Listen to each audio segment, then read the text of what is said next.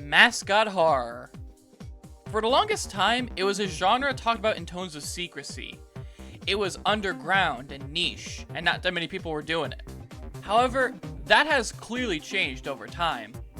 A film adaptation of Five Nights at Freddy's went to theaters the same quarter as the new Disney Princess movie and Marvel Superheroes movie.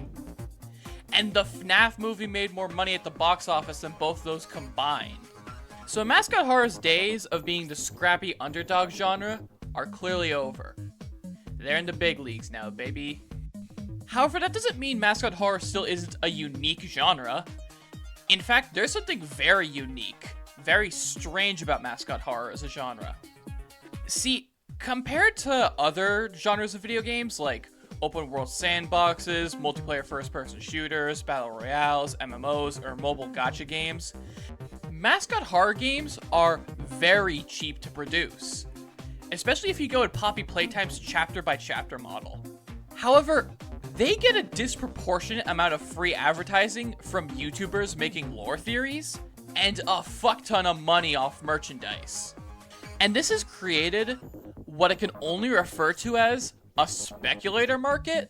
So now tons of mascot horror games are coming out in hopes of being the next big thing. And this content gold rush has led to many clone/rip-off games being created.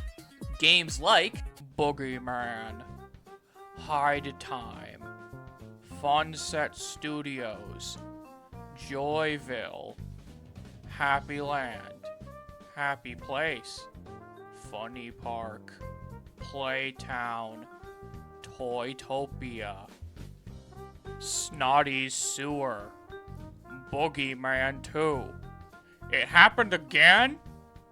Showdown Bandit, from the creators of Bendy and the Ink Machine, Sparky Marky, Garten of Ban Ban, Circus of Tim Tim, Care of Gon Gon, Riot of Willy, Maze of Bouncy Bear, Garten of Ban Ban 6. It happened that many fucking times? Rainbow Friends, Sunny Spot, Meatly's Storage World, from the creators of Bendy and the Ink Machine, Susie's Secret Playhouse, Spacky's Night Shift, Fred's Cereal Company, Five Nights at In-Jokes, Chimpy Chippas, Egghead Gumpty, from the creators of Garten of Ban Ban. How are there so many? Now, I'm not saying that all mascot horror is complete undiluted slop like this. I am saying it is like a 1-to-4 ratio, though. I don't want to mince words. This genre does have its gems. Welcome Home looks really promising. My Friendly Neighborhood looks good. Gonna have to get a copy of that. Obviously the OG FNAF games before Steel Wool. I like 123 Slaughter Me Street. No one else does, but I liked it. And then Angel Hair. Oh my god, Angel Hair is one of the best pieces of media to ever come out, period. It literally changed my life. But we're not talking about good mascot horror games today. Not today. We're talking about shit. Just pure, unfiltered shit. More specifically, clones of the game Poppy Playtime. Due to its very lucrative chapter-by-chapter release model, Poppy Playtime has gotten more direct clones than any other mascot horror game. And in this video, I'm going to be taking 3 clones of Poppy Playtime and redesigning them to be more original. Yeah, unlike other videos, I'm not just redesigning the main characters from them. I'm actually redesigning the whole game. Well, on a concept level at least. I'm not a 3D modeler or do I know programming, so this is all just concept art. So let's not waste any more time. Let's get to the first redesign. So the first game we're going to be taking a look at is called Hide Time. Now, when I started making this video, this game was available for free on Steam. But as of recording, the developers actually took the game down. The developers lost interest in the project and wanted to work on a new game called Fluffy Sweets Factory instead. This is actually a decision I respect. This game is clearly a ripoff that they weren't passionate for. So instead of just continuing with the project for whatever little pittance of relevance it had, they scrapped it and are now making something more original. I think that was a good move, and I have nothing but respect for the people at Shining Stars Games. It's clear that they're just a bunch of artists with a passion for game design, and not just con artists like most mascot horror developers. But let's take a look at Hide Time anyway, to see if there's anything we can salvage about it. This game's plot is about someone returning to an abandoned toy factory to learn the truth about why the toys are secretly alive, and yeah, it's just Poppy Playtime. Even the location and main monster are highly derivative of Poppy Playtime Chapter 1. To me, this is the big misstep of this game.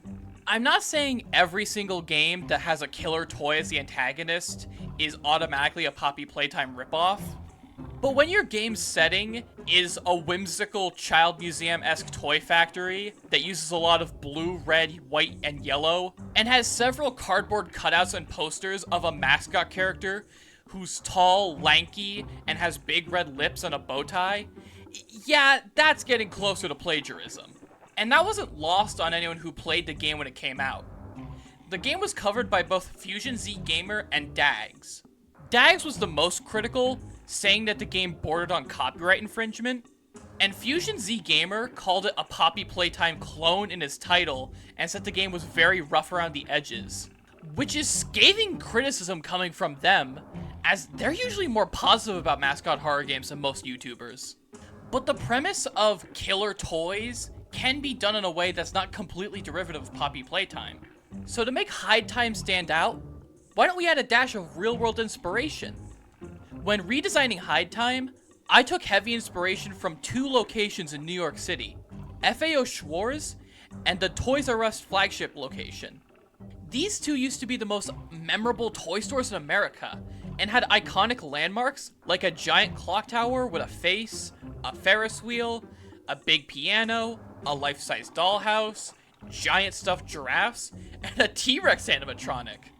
So in my redesign of Hide Time, the Shining Toy Store used to be the biggest toy store in all of New York City. However, it had to close its doors after the 2008 financial crash. And now the living toys inside yearn for the day when they can be let out. This background I drew is mostly inspired by FAO Schwarz, but that's mostly because I wanted to include the big piano from that location, because I think it gels well with the mascot that comes with this location. Oh yeah, the mascot. So Hide Time's mascot initially is this basically Huggy Wuggy clone, except it's an orange cat. I'll give them this. It's better than Huggy Wuggy's original design. It's still not good. What I find interesting though is that before Chapter 2 got canceled, the developers actually went back into Chapter 1 and gave this character a new model. It looks better even if the design's still bad, so at least it's obvious that they cared about making this character look good, and they want to make a good-looking character for their... Okay, what the fuck is this character named?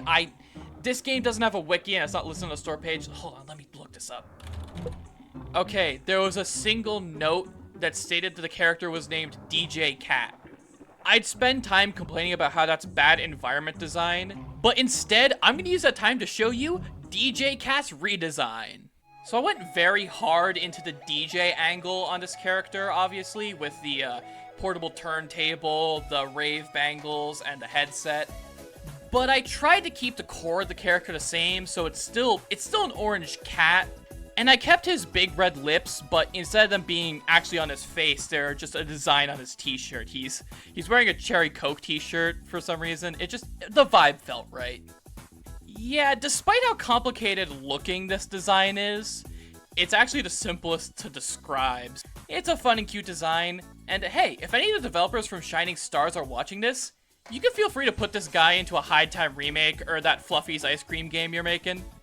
I won't care, just put my name in the credits with a little smiley face next to it.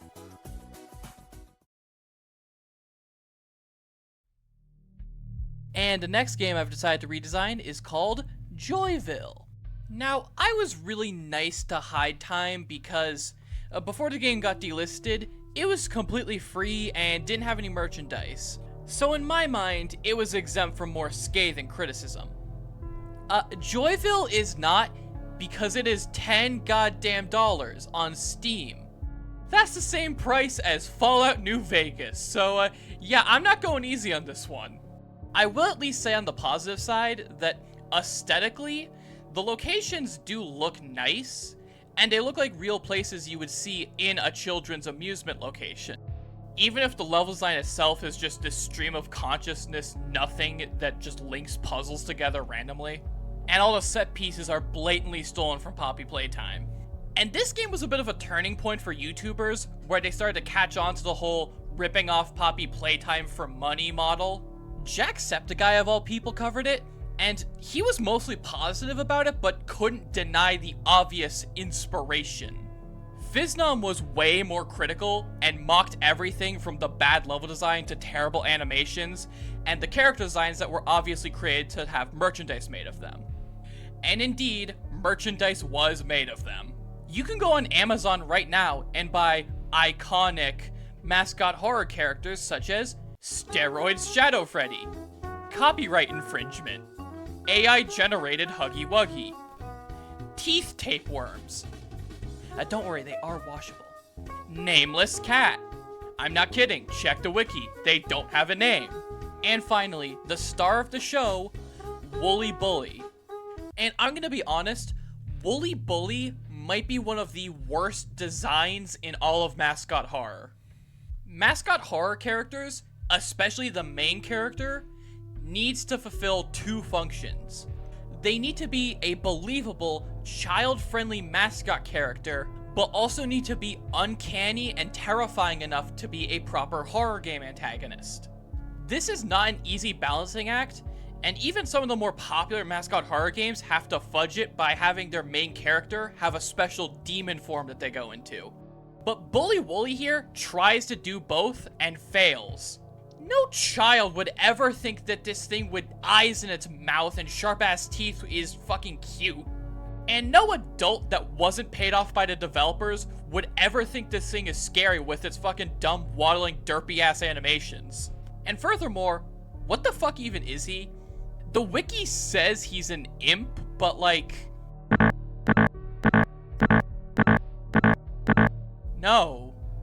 One of my subscribers, the Goobster, who has a wonderful name, pointed out he looks less like an imp and more like a mustard yeti. And that stray joke idea is what inspired me to completely rewrite Joyville. Because my redesign of Wooly Bully is now a Sasquatch monster. And instead of being the mascot for an indoor play place, he's the mascot for a national park, and more of a Yogi Bear type figure that encourages kids not to litter in the forest or cause forest fires. However, his efforts were in vain, as the Joywood National Park would catch aflame in 2011, leaving him and all the other mascot characters to roam around the burning wreckage of the forest, hateful towards humanity and their polluting ways. See, I think Fern Gully meets Slender the 8 Pages. I think this is actually a really cool and unique idea for a horror game, because we've seen plenty of horror games take place in forests. It's the easiest location you can possibly program. But I've never seen a horror game, or any game really, that has the burnt wreckages of a forest fire. I think it could be really cool. But let's stop hypothesizing and actually take a look at what I've actually drawn. So the Wooly Bully redesign is obviously more of a forest Sasquatch Yeti monster. I tried to keep the kind of iconicism of the sharp mouth with eyes in it, but instead of it being a mouth, it's more of just this like area with fur cut out of it that his eyes are poking out of. I gave him horns because otherwise the design would have been really bottom heavy. And I actually gave him like a proper head instead of just like a stump that his limbs came out of. The background I drew is more of a daycare area that could be in the forest. I was on a bit of a liminal space kick, so I gave the walls like painted on trees and a happy sun, but also just like glaring fluorescent lights. I'm not very good at drawing backgrounds, but I am really proud of this one specifically, even if the foreshortening kinda doesn't make any sense if you think about it. When the sun is blazing and the summer gets hot, water country's a very cool spot. There's no better place to feel and be young. Water country, have some fun. into Dr. Von Dark's Tunnel of Terror, coming soon. Now get a season pass just $59.99 and get a Bring a Friend Day free. Hurry before the price goes up.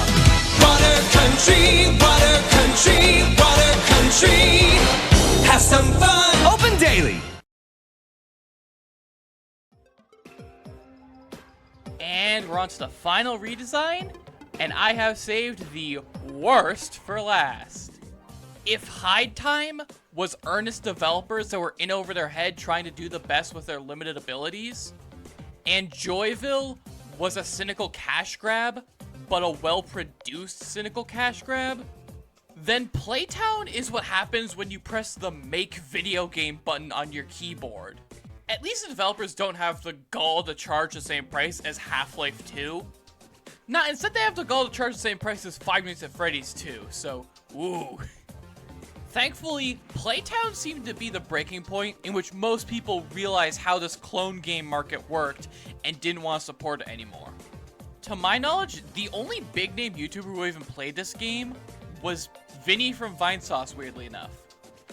In which he left this scathing-ass quote that I totally agree with. This game doesn't take place in a location, it takes place in the Unreal Engine. Also, all the assets in this game are either taken from the Unreal Engine Marketplace or Turbo Squid. And also, a huge chunk of them are just completely misaligned or floating. Listen, I don't like ragging on game developers that aren't Steelwool, but this is bad and costs money. The environments are almost as bad as Garten of Banban's, only saved by the fact that they kinda look like things. But even then, they're completely fucking nonsensical. The allure of mascot horror is that it's supposed to take place in an XP of a real location. It's supposed to use the familiar to make the elements of horror or the paranormal even more uncanny than they normally would be. But this game doesn't even come close to doing that. This daycare has platforming over bottomless pits, floating collectibles, random pipes with monsters in them, pits of lava you platform across, giant anvils on chains that fall and crush you. This isn't the daycare. This is a Super Mario Brothers level. Oh, and speaking of Super Mario Brothers, the mascot of this location is this poorly modeled Yoshi-looking motherfucker right here. If you look up close at their face, you can actually tell that their eyes and teeth are modeled separately from the head sculpt and are just kind of plugged in wherever they fit without any actual sockets. God, this game's fucking lazy. And I feel like nothing does a better job pointing out this game's laziness other than the next two observations I made. Since this game is slavishly following the mascot horror formula, of course, it has to have a gimmick item. These gimmick items aren't just fun ways to solve puzzles and open doors, they actually aid the game's symbolism. Poppy Playtime has the grab pack, which is symbolic for how the truth is just out of reach. Garten of Banban has the drone, which is symbolic for how the game's story is on fucking autopilot. Hide Time had a syringe that I guess was meant to tie into the game's hydrocephalus theme with all the flooding and stuff. And Joyville had a teddy bear with an RFID chip in it, and outright told the player that things made for children can have more than one purpose. So what is Playtown's door opening gimmick? A red gem. A floating red gem that opens doors. They just didn't care. And speaking of not trying, remember that dinosaur mascot from earlier? What do you think his name is? This is honestly the dumbest fucking part of this game. His name is Steg. Steg the T-Rex.